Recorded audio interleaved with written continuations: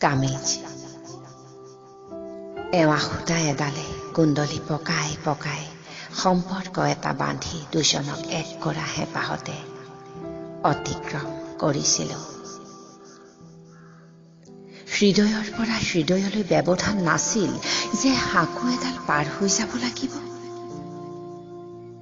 আমি হবলৈ কিমান দূৰনো আছিল, মাথো অনুভৱ এটাৰ হেবাত। তেতিয়ালৈ জোনটো নাছিল পোহৰাই তুলিবলৈ আউসী ৰাতি।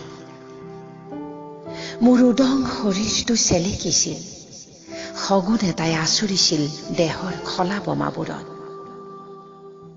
মাথো জোনাকী এজাক উৰি ফুৰিছিল আধামৰা শৰীৰটোৰ কাষত। তেতিয়ালৈ মই শীতৰ শীতল পাতিত জঠৰ হৈ পৰিছিলোঁ। ছাই হ'ব ধৰা কলিজাখন বৰফৰ দৰে হৈ পৰিছিল।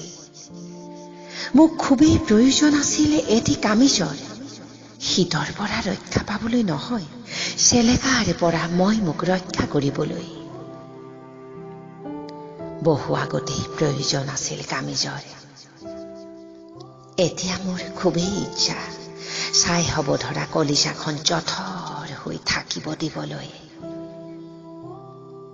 নহলে আকৌ কলিজাখন জ্বলি ছাই হ'ব, আঙঠাবোৰত লাগি থকা মঙহবোৰ শিয়ালে খুচৰি খুচৰি খাব।